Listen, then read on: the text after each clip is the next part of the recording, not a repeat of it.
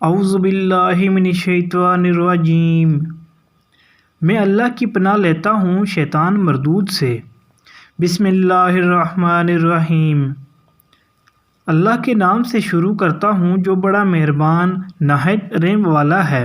سورۃ البقرہ کے 13ویں رکوع آیت 105 تا 112 تک کا ترجمہ و تفسیر۔ ترجمہ: یہ لوگ جنہوں نے دعوت حق کو قبول کرنے سے انکار کر دیا ہے، خواہ اہل کتاب میں سے ہوں یا مشرک ہوں، ہرگز یہ پسند نہیں کرتے کہ تمہارے رب کی طرف سے تم پر کوئی بھلائی نازل ہو، مگر اللہ جس کو چاہتا ہے اپنی رحمت کے لیے چن لیتا ہے، اور وہ بڑا فضل فرمانے والا ہے۔ ہم اپنی جس آیت کو منسوخ کر دیتے ہیں یا بلا دیتے ہیں، اس کی جگہ اس سے بہتر لاتے ہیں، یا کم از کم ویسی ہی۔ کیا تم جانتے نہیں ہو کہ اللہ ہر چیز پر قدرت رکھتا ہے؟ کیا تمہیں خبر نہیں ہے کہ زمین اور آسمانوں کی فرمانروائی اللہ ہی کے لیے ہے، اور اس کے سوا کوئی تمہاری خبر گیری کرنے اور تمہاری مدد کرنے والا نہیں ہے؟ پھر کیا تم اپنے رسولوں سے اس قسم کے سوالات اور مطالبے کرنا چاہتے ہو جیسے اس سے پہلے موسیٰ سے کیے جا چکے ہیں؟ حالانکہ جس شخص نے ایمان کی روش کو کفر کی روش سے بدل لیا، وہ راہ راست سے بھٹک گیا۔ اہل کتاب میں سے اکثر لوگ یہ چاہتے ہیں کہ کسی طرح تمہیں ایمان سے پھیر کر پھر کفر کی طرف پلٹا لیا جائے، اگرچہ حق ان پر ظاہر ہو چکا ہے، مگر اپنے نفس کے حسد کی بنا پر تمہارے لیے ان کی یہ خواہش ہے۔ اس کے جواب میں تم عفو و درگزر سے کام لو، یہاں تک کہ اللہ خود ہی اپنا فیصلہ نافذ کر دے۔ مطمئن رہو کہ اللہ تعالیٰ ہر چیز پر قدرت رکھتا ہے۔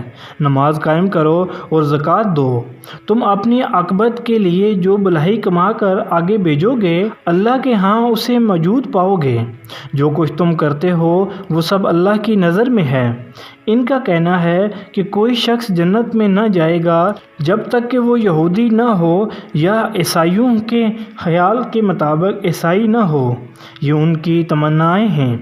ان سے کہو اپنی دلیل پیش کرو اگر تم اپنے دعوے میں سچے ہو۔ دراصل نہ تمہاری کچھ خصوصیت ہے نہ کسی اور کی۔ حق یہ ہے کہ جو بھی اپنی ہستی کو اللہ کی اطاعت میں سونپ دے اور عملاً نیک روش پر چلے، اس کے لیے اس کے رب کے پاس اس کا اجر ہے، اور ایسے لوگوں کے لیے کسی خوف یا رنج کا کوئی موقع نہیں۔ یہ تھا سورۃ البقرہ کے 13ویں رکوع کا ترجمہ۔ اب سورۃ البقرہ کے 13ویں رکوع کی تفسیر۔ یہ ایک خاص شبہ کا جواب ہے جو یہودی مسلمانوں کے دلوں میں ڈالنے کی کوشش کرتے تھے۔ ان کا اعتراض یہ تھا کہ اگر پچھلی کتابیں بھی خدا کی طرف سے آئی تھیں اور یہ قرآن بھی خدا کی طرف سے ہے، تو ان کے بعض احکام کی جگہ اس میں دوسرے احکام کیوں دیے گئے ہیں؟ ایک ہی خدا کی طرف سے مختلف وقتوں میں مختلف احکام کیسے ہو سکتے ہیں؟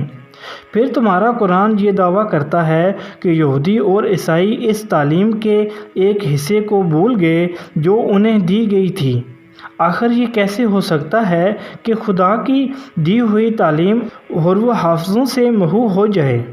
یہ ساری باتیں وہ تحقیق کی خاطر نہیں بلکہ اس لیے کرتے تھے کہ مسلمانوں کو قرآن کے من جانب اللہ ہونے میں شک ہو جائے۔ اس کے جواب میں اللہ تعالیٰ فرماتا ہے کہ میں مالک ہوں، میرے اختیارات غیر محدود ہیں، اپنے جس حکم کو چاہوں منسوخ کر دوں اور جس چیز کو چاہوں حافظوں سے محو کر دوں، مگر جس چیز کو میں منسوخ یا محو کرتا ہوں اس سے بہتر چیز اس کی جگہ پر لاتا ہوں، یا کم از کم وہ اپنے محل میں اتنی ہی مفید اور مناسب ہوتی ہے جتنی پہلی چیز اپنے محل میں تھی۔ یہودی مشکافیاں کر کر کے طرح طرح کے سوالات مسلمانوں کے سامنے پیش کرتے تھے اور انہیں اکساتے تھے کہ اپنے نبی سے یہ پوچھو اور یہ پوچھو اور یہ پوچھو۔ اس پر اللہ تعالیٰ مسلمانوں کو متنبہ فرما رہا ہے کہ اس معاملے میں یہودیوں کی روش اختیار کرنے سے بچو۔ اسی چیز پر نبی صلی اللہ علیہ وسلم خود بھی مسلمانوں کو بار بار متنبہ فرمایا کرتے تھے کہ قتل و کال سے اور بال کی کھال نکالنے سے پچھلی امتیں تباہ ہو چکی ہیں، تم اس سے پرہیز کرو۔ جن سوالات کو اللہ اور اس کے رسول نے نہیں چھیڑا ان کی کھوج میں نہ لگو، بس جو حکم تمہیں دیا جاتا ہے اس کی پیروی کرو، وہ جن امور سے منع کیا جاتا ہے ان سے رک جاؤ۔ دو روزگار کی باتیں چھوڑ کر کام کی باتوں پر توجہ صرف کرو، یعنی ان کے عناد اور حسد کو دیکھ کر مشتعل نہ ہو، اپنا توازن نہ کھو بیٹھو، ان سے بحثیں اور مناظرے کرنے اور جھگڑنے میں اپنے قیمتی وقت اور اپنے وقار کو ضائع نہ کرو، صبر کے ساتھ دیکھتے رہو کہ اللہ کیا کرتا ہے۔ فضولیات میں اپنی قوتیں صرف کرنے کے بجائے خدا کے ذکر اور بھلائی کے کاموں میں انہیں صرف کرو کہ یہ خدا کے ہاں کام آنے والی چیز ہے، نہ کہ وہ، یعنی دراصل یہ ہیں تو محض ان کے دل کی خواہشیں اور آرزوئیں، مگر وہ انہیں بیان اس طرح کر رہے ہیں کہ گویا فی الواقع یہی کچھ ہونے والا ہے۔ یہ تھا سورۃ البقرہ کے 13ویں رکوع، آیت 105 تا 112 تک۔